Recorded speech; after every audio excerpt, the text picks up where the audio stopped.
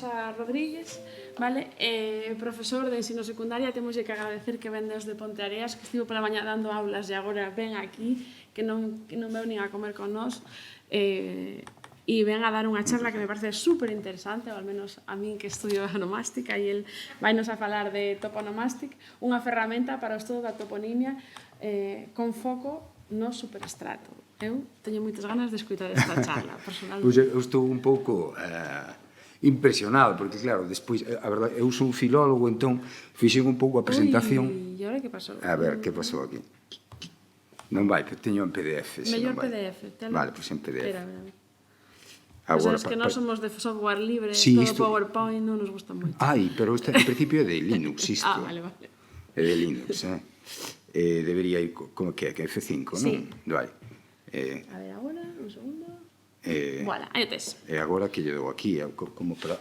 está aquí, perdón. Con estas teclas, vale? Sí, pois eu... A ver, son filólogo, entón estou un pouco, non intimidado, porque non é a primeira vez que veño aquí, pero claro, a verdade é que estou un pouco aí no meu mundo, traballando coa lingüística, con estas cousas, programando moito, escribindo moitas liñas de código. A verdade é que o que traigo hoxe son moitas, son centos, probablemente máis de 1000 liñas de código, pero non puiden evitar pensar como lingüista, e a verdade é que me dou conta agora a ver as outras presentacións que tiña que ter focado máis na parte de R, non, pero intentarei ser breve, entón, se iso, cortadesme, avisadesme. Basicamente, o que fixen foi, chamolle ferramenta, atención, é unha serie de scripts, unha serie de funcións que como conxunto sí que constituen unha ferramenta para o traballo con toponimia. Toponimia, ademais, foquei na toponimia que ten unha base antroponímica, é dicir, aqueles topónimos que teñen a súa orixe en nomes de persoa e non só iso, senón que pertencen ao superestrato, é dicir, aquel tramo na orixe da lingua que sería despois do final do Imperio Romano ata que aparecen as linguas romances. Entón, o que fixen foi traballar con R. Agradezo moitísimo a todas as persoas que estáis aquí, a organización de R, porque eu noto que no meu traballo, noutras áreas da lingüística, unha presión, entre comiñas, para moverme cara a Python. Teño que utilizar Python cada vez máis, pero levo moitos anos con R, e a verdade é que me sinto máis cómodo con R, e eventos deste tipo fan que un se manteña en R, porque senón parece que está tentado, polo menos no meu caso, para o mellor desenvolvería o mellor en Python, pero de verdade que é moi importante que haxa eventos deste tipo, porque é dicir, agora que ven ao Congreso, ademais, e ves o que fan outras persoas, anima. Entón, traballando con R, isto, cando traballamos en toponimia, obviamente son nomes de lugar, é dicir, hai unhas coordenadas xeográficas, e o que queres ver son relacións espaciais de tipo xeográfico e tamén en relacións lingüísticas. Como é fundamentalmente xeográfico, normalmente hai o que son os sistemas de información xeográfica, non? É dicir, o que XIS, o que son os estándares, que, digamos que simplificarían todo o que é a parte de cartografía, todo o que é a parte de mapeo, que moitas veces é o que queremos ver, son ese tipo de relacións. Sería moito máis cómodo utilizar ese tipo de software. Entón, por que R? Unha, porque hai este congreso, porque me anima, porque estades vos aí, e despois tamén porque, polo menos para min, tamén, o mellor por esa bagaxe de anos de traballar con R, é moito máis versátil a hora de traballar cos datos. Entón, eu vou traballar con datos, con bases de datos, e vaime ser moito máis fácil operar con eles se estou en R. Con que base de dados traballei? Pois coa do visor o plan básico da Xunta, que é o que ten disponível aí.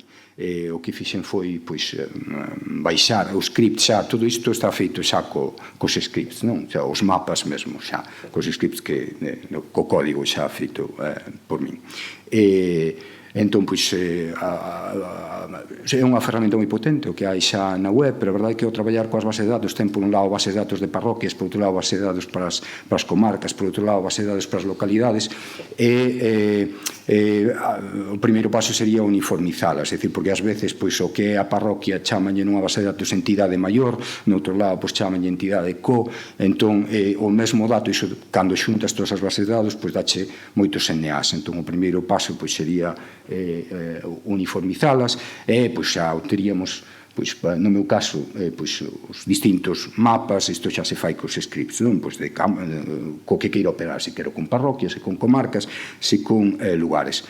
E, por outro lado, obviamente, traballo con expresións lingüísticas. Entón, temos coordenadas xeográficas, puntos, polígonos, o que víamos antes, polígono é unha comarca, polígono é unha freguesía ou parroquia, punto é un lugar, pero traballo tamén con expresións, con palabras, neste caso son topónimos, topónimos despois do tipo arufe, ufe, wolf, en inglés, son de base águia, lobo, nandufe, o lobo ousado, basbalde, o porco, boar, en inglés, recoñecese un pouquiño, son o que guía, levo sendo enviado, love, amado, sento, enviar, ben, recoñece, tampouco fai falta ter coñecementos en linguas, con pouco de inglés tamén se recoñece. Entón, vou traballar, pero vedes, é outro tipo de análise, con expresións lingüísticas. En principio, todo isto xarde dun proxecto onde hai persoas de distintas ramas, distintas disciplinas, que estivemos, sobre todo este verán, que é cando hai un pouco máis de tempo, pois traballando, todo partiu, hai un roteiro, que se chama o roteiro suevo, que eu participei destas cousas cando ten un pouco de lecer, non por nada, non por un interese particular, pero, pois, tiña unha fin de semana libre, fun, era na zona, sobre todo na zona de Braga, despois na zona de Ourense, porque sabes que cando o Reino Suevo, cando se crea o Reino Suevo, no século V, a capital era Braga. Entón, ali teñen restos arqueolóxicos, restos históricos de todo tipo. Entón, eu participei, fun un, gustoume, volvín a outro, e, pois, nun debate comentei, pero a evidencia toponímica onde está é precisamente na miña zona, son Bergantiñán, na zona de Bergantiños, onde están os suevos. Entón, dixen, propuxen, igual habería que facer un roteiro por ali, pero encontrei que realmente restos históricos, nós temos evidencia toponímica, pero despois a evidencia histórica, eses restos que teñen, por exemplo, na zona de Ourense, onde teñen lápidas, teñen igrexas, que dicer, hai monumentos, non base material, non tiña. Entón, pois falando con colegas, do campo da historia, do campo, mesmo hai, pois empezamos a facer saídas, ata un biólogo especialista en astronomía, cousas, hai xente que sabe moito de distintos campos. E o que estábamos estudando, o que pretendíamos era, ou que pretendo é, pois, arroxar un pouco de luz sobre sobre o que sería esa zona en concreto. Entón,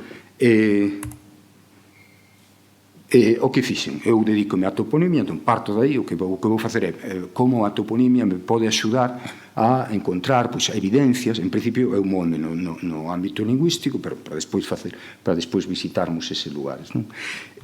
Comentei, parto do que son esas bases de datos, entón o que fixe foi desenvolver unhas funcións, unhas funcións moi básicas, fundamentalmente de mapas, é dicir, que me xere mapas para as pesquisas, que me faga pesquisas, é dicir, das expresións que eu quero buscar, e que me produza tamén, que me automatice o proceso de xerar informes, é dicir, chamolle informe, pois, xérame toda unha listaxe de todos os termos, por exemplo, todos os termos que teñan un tema determinado.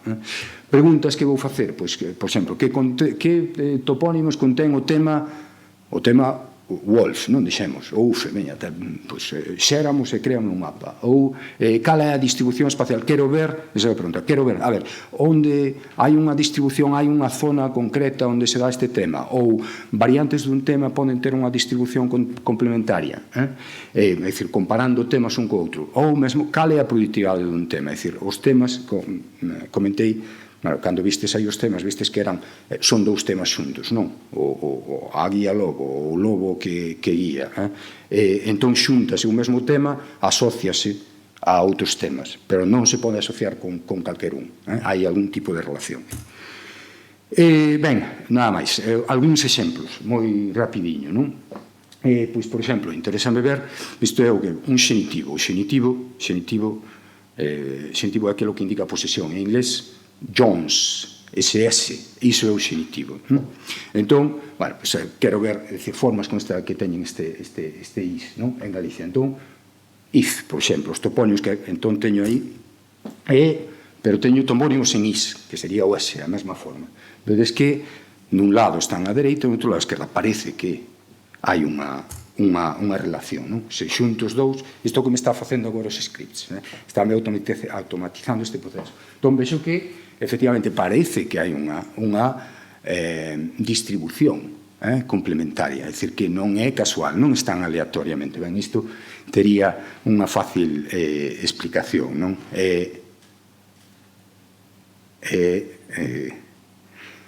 É a zona de seseo inclusivo, non? Que sabe, a zona de seseo inclusivo explícase moi facilmente, non? Entón, pero, prodúceme o mapa con esta función rapidísimamente, simplemente poñolle, búscame is, nunha liña de código, xa me dá a listaxe e faime o mapa, non?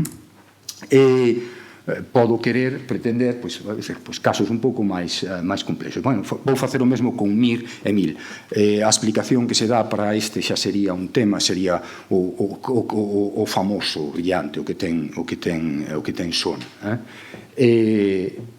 A explicación que se dá. Entón, estamos traballando con datos do pasado, é unha explicación, non é como cando co futuro podemos predicir e podemos comprobar empíricamente. Entón, isto sempre son hipóteses. O que nos axudan estas ferramentas é limítanos o número de hipóteses. Pois eu digo explicación e non afirmo categóricamente.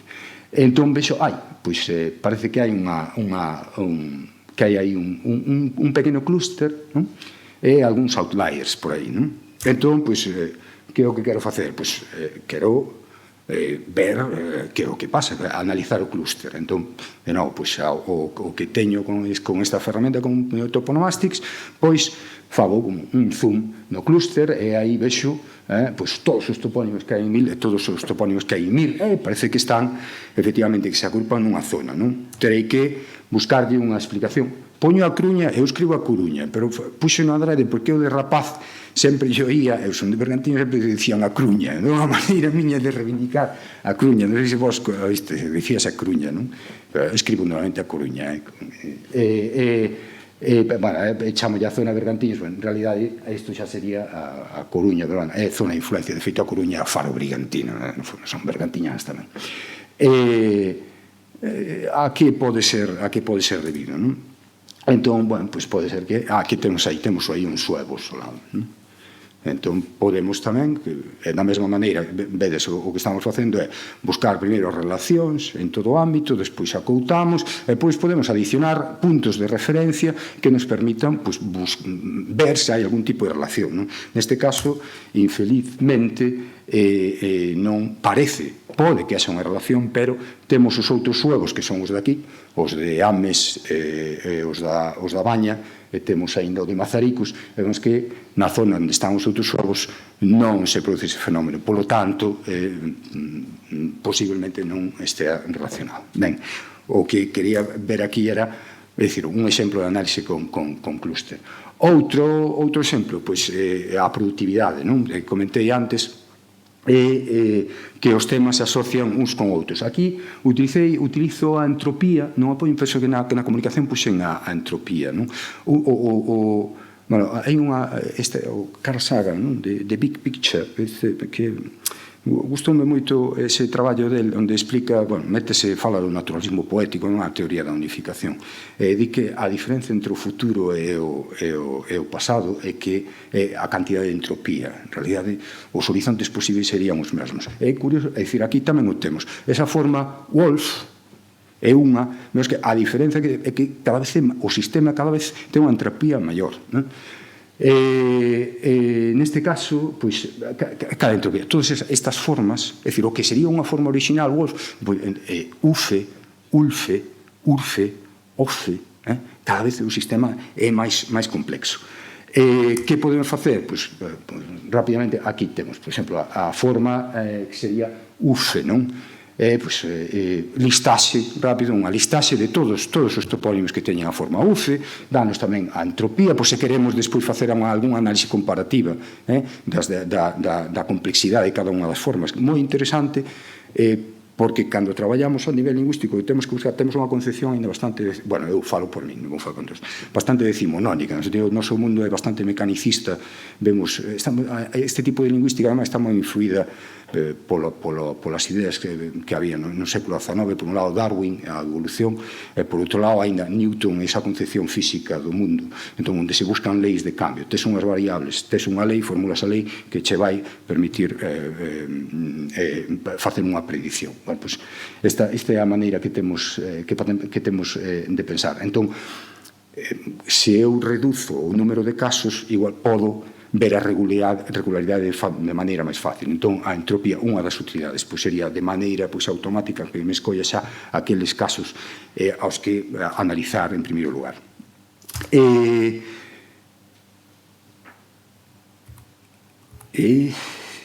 Aquí non me collí tiña aí un exemplo final con URCE. Ben,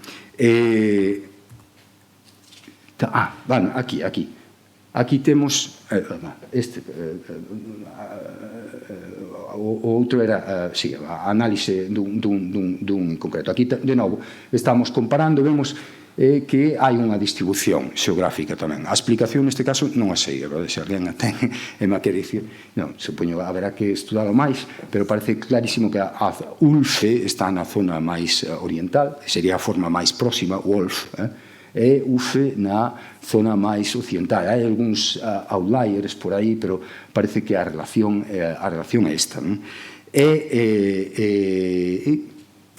Teríamos, bueno, algún caso máis, teríamos ainda formas como URCE, onde sería a que ten a entropía máis baixa, que por algún motivo non me sai agora aquí, pero comento nada máis. Utilizaría a entropía logo para ver cal é o caso onde hai menos combinacións para poder ver unha regularidade. Se podo, porque quería, se me permitís un momento, ensino, porque quedo coa espiña esa de non ensinar.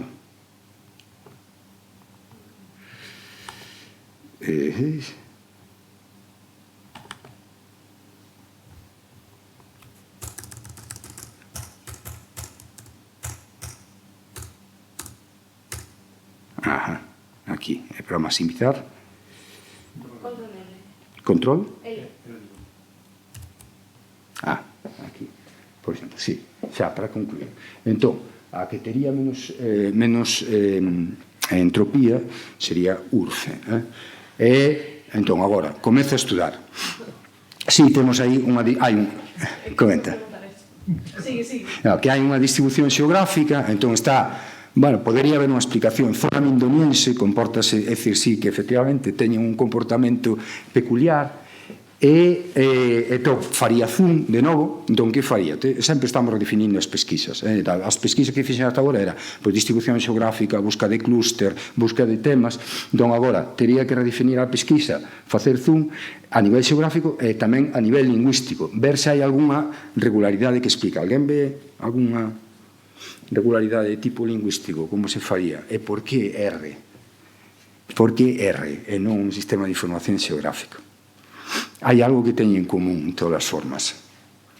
Non no tema, senón no que acompaña o tema.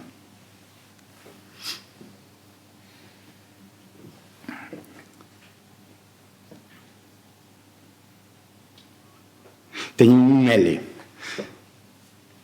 As formas anteriores, todas teñen un L, é unha lateral, como R, é unha virante. É un fenómeno que se chama disimilación, que fai, por exemplo, en latín, locale, lugar, ou a flor lili en inglés, que é lirio para nós, é unha disimilación. Entón, por que R? Porque eu agora podo facer as pesquisas moito máis facilmente, ao meu modo de ver, que nun sistema de información xeográfica. Eu agora que teño que facer? Pesquisa lingüística, buscar todas as formas onde teño un L ou un R, un reg, é super simple. Ben, entón, o repositorio ten todas estas funcións, ten funcións de mapeo, funcións de informes, e xa como conclusión. É dicir, o que fai é relativamente básico, todas estas funcións, e o hándicap que lle vexo para unha persoa que teña interés na toponimia, pois que require coñecementos avanzados de R. Entón, nese sentido, o traballo futuro, pois gustou moito o traballo da profesora anteriormente, sería traballar con unha interfaz que permita que os usuarios e usuarias o poden utilizar, e despois tamén automatizar análises de tipo lingüístico e de tipo xeográfico, cousas simples como facer buffers ou a distancia a partir dun punto que automatice dado un radio, ou incluir datos que a potencia de R, datos de tipo, é moi relevante, por exemplo, aquí intúo pola observación dos datos, é dicir, se estes son nomes de persoa, hai esa tendencia de que a descendencia teña un nome parecido, pero atención, estes nomes teñen un significado, nós vémolos como o lobo que guía, pero no seu momento eles son conscientes do que significa. Entón, o fillo, hai unha tendencia, o fillo vaise chamar como pai, pero vai cambiar un dos temas. Entón, se un é o lobo que guía, o outro vai ser a águia que guía ou o lobo amado, cousas dese tipo. Entón, hai relación espacial, é dicir, que non o vimos aquí nesta análise, en temas, en formas que teñen temas relacionados. Ou automatizar as buscas, é dicir, regues máis obvias para fenómenos como a disimilación, por exemplo. Obrigado, de verdade, por estardes aquí e por todo.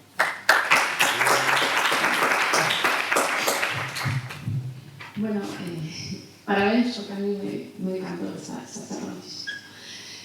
¿Alguna pregunta, algún comentario? Sí, Marta. Bueno, antes de nada, gracias por a tua presentación, resultou moi interesante. E tiña unha curiosidade. Eu vivo en Berín, no Concello do Lado, en Castrelo do Val, temos un pueblo que se chama Gondulfes. E chamou a atención cando puxedes aí a diferencia entre Ulfe e Ulfe, unha que quedaba como da aí, e outra, pensaba tamén onde está o límite. Quer dizer, Gondulfes entraría nese grupo que puxetes, dos que acaban en Ulfe, da que teña ese, esa final. Claro. O que aumentou foi a entropía, é dicir, o que tiñamos un sistema dunha forma que era Wolf, Ulfe, que nunha zona mantense máis próxima, e noutras zonas Ufe, e noutras hai unha disimilación Urfe, noutras fecha vogal, ás veces son tamén cuestións gráficas, Ofe, por exemplo, pero a mellor as persoas ali pronuncian Ufe, pero nese caso, cando menos teríamos Ulfe, parece que é da zona, efectivamente, Berín sería zona Ulfe. Por que? Iso é o que habría que explicar. É dicir, en principio, probablemente parece que é un fenómeno de distribución dialectal, que tería unha explicación lingüística, pero eu non así como outros sí, porque é un seseo, é algo básico, esta non, posiblemente, sexa igual hai nun léxico común, por iso ou noutros topónimos poderíamos rastrexar facilmente, pois un regex que busque outros topónimos onde haxa tamén esa relación. E coñecendo a etimoloxía, poderíamos descartar hipóteses.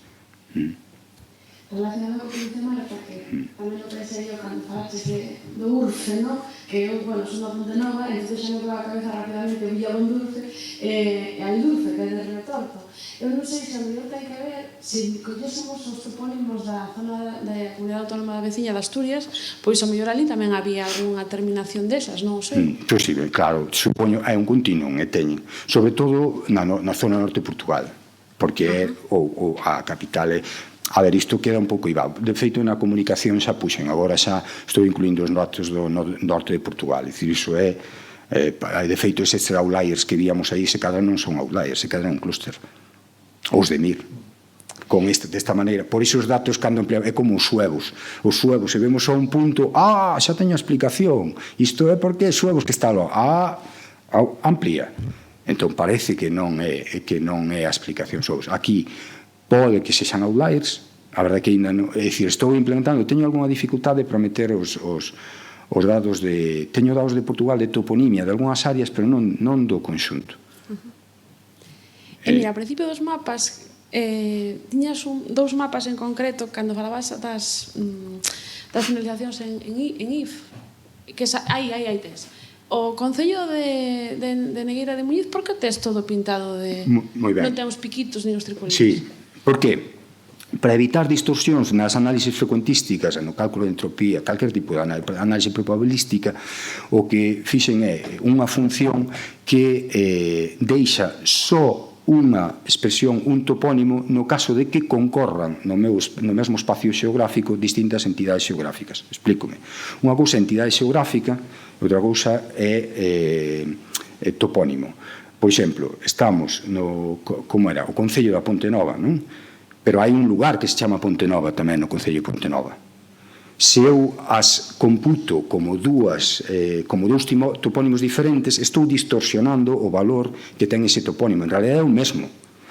Entón, o que fago é, por iso, a función únicos. Podes escoller o únicos ou que che colla todo. A función únicos o que fai é colle, en caso de que concorran no mesmo ponto, distintas entidades xeográficas, é dicir, que son de distintos niveis. Un lugar que ao mesmo tempo é parroquia, que ao mesmo tempo é concello, por exemplo.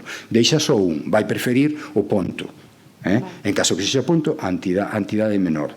Entón, que é o que pasa? Pero pode darse o caso de que haxa unha entidade xeográfica que non é lugar, só é parroquia. Dase tamén, é este caso. Entón, nese caso, para representalo no mapa, habería unha solución. A solución é máis elegante, sería o cálculo centroide, entón, deixalo como punto na transformación. Sería o máis elegante, probablemente é unha implementación a facer. Pero agora, estamos tamén simplificando, decir, non está ocultando ningún dato, iso é importante. Se houvese algo aí, se houvese un punto aí, un lugar, poría o lugar.